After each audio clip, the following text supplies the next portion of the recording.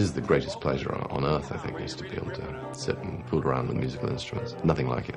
I had a miserable time learning the piano at the age of I must have been about 7 or 8. In fact, that was almost very nearly the bargain I struck. I actually threatened my mother with a hunger strike. I said, I will starve myself to death rather than go on with this. And the hunger strike ran for 3 days. I actually had a bar of chocolate, but she didn't know that. Instead of it being dank, and then we come in. I think we all come in strong like you have. Yeah. This is my wife. Not anymore. She deserves some respect, some dignity. I respect the living. Greg Grunberg was one of the sort of guest actors in the show, and he had a band and was reforming it, and he asked me if I played keyboards, and I went along, and there was just such a fantastic bunch of people. It was such a thrill.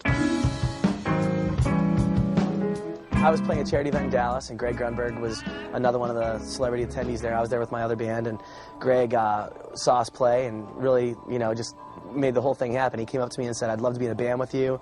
Let's start our own band. We'll do everything for charity." And it's been an incredible mix. It's been a great ride. Mess around with a bloke named Smokey. Love him though he was cocaine. It's like having a business that you don't care if it succeeds or fails. You're just having a great time. Nothing but success comes out of this because everyone represents a charity. We ended up with the banned from TV. You see, it's a play on. But even that may not be a final version. I think we're still evolving. Except that once you get the T-shirts printed, you're committed, really, aren't you? The band is a charity entity in and of itself. So all the money that comes in goes into a trust, and it goes out. So it's Banned from TV Global Charity Trust. All right, hit it. Our very first show we played as a band, we opened for Macy Gray and Mick Fleetwood, and we were really not deserving of something like that as far as how we were as a band, but we had so much fun with it that the shows like that just kept coming for us, and so we've been pretty blessed, I think. Suddenly we get a call from NBC, and they're putting together the House soundtrack. Do you want to be a part of this? Are you kidding me? Like, for the band, it's a dream. This is a story of Manny the Moocher. She was a red-hot hoochie coocher. This was one of the most thrilling experiences of my life. I never really worked with, I'd recorded some things in a studio, but never really at this kind of level. Our bass player, Brad Savage, couldn't be here this weekend. He's got a family function. Who steps in but Lester Holt? I had to learn very, very quickly, but they were supportive. Everybody was kind of working out the arrangement. I felt like a part of the team immediately, and hopefully I think we put together some good music. Love that chord. Love that chord. We're working with David Foster right now, so that to me, as a guy who's made some albums in the past, is about the end-all be-all. There's a creme de la creme.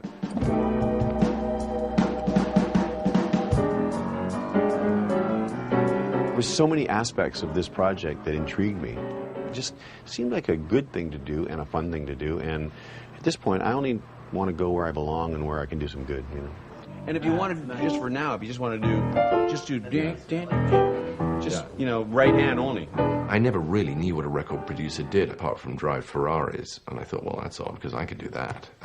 What do they actually do? I see these guys go out and collect their Grammys, and he's, I think, gotten 15 or 20 or something ridiculous. Well, it took me about 45 seconds to realize what they do and how good this guy was. David Foster is quite phenomenal. The whole band goes,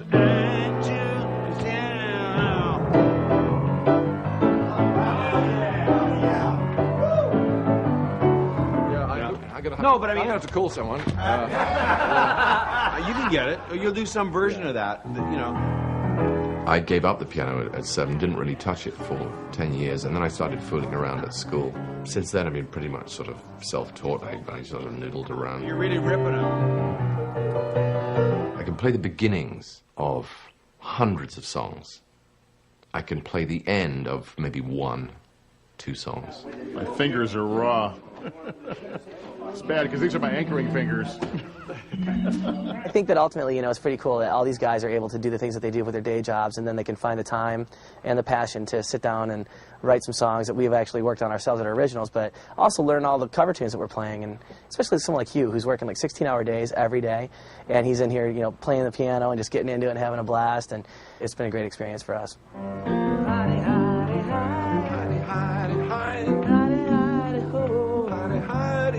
The hardest instrument of all is the human voice. When you've actually got a microphone in front of you and an audience or a recording studio, you will hand it over to anybody who can do that. Wasn't low down, hoochie coochie.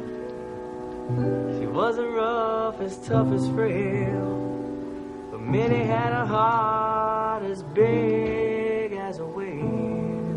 You know, I had my moment today where I was in the booth and David Foster's like, man, your voice sounds great. I love your voice. I'm just like, okay, I'm done. I think I'm good. I've had about as good of a moment as I'm ever going to have as a musician. Nice, guys. Nice singing, man. Thanks, man. Nice playing. It was good. Too bad the next part's going to be harder. This is the story of Minnie the Moocher. But it would be kind of cool to be able to read David Foster's mind. I'll tell you that right now. To know exactly what he's really thinking when he says, man, that was awesome, you really nailed it. On a scale of 1 to 10, this particular group of guys, I would have given them about a 3 when I walked in, and they now get a 6 or a 6.5, which is not bad. We are the best band in the world, and people are about to find that out. The best. It doesn't get any better than this. It's really good, you guys. Thank you. Really, really good, man. It's really hot. We've all listened to these sort of rough mixes about 1,000 times, and I think we're so drunk with it now that we probably can't tell whether it's any good or not. She sat around and counted them 1,000,000 times. Who cares if we're successful or if we're not? The charities benefit, and we're having a blast. From our point of view, I don't think any of us would swap it for anything. It was an amazing time. The listener may have a different view entirely. Right here. She had a dream about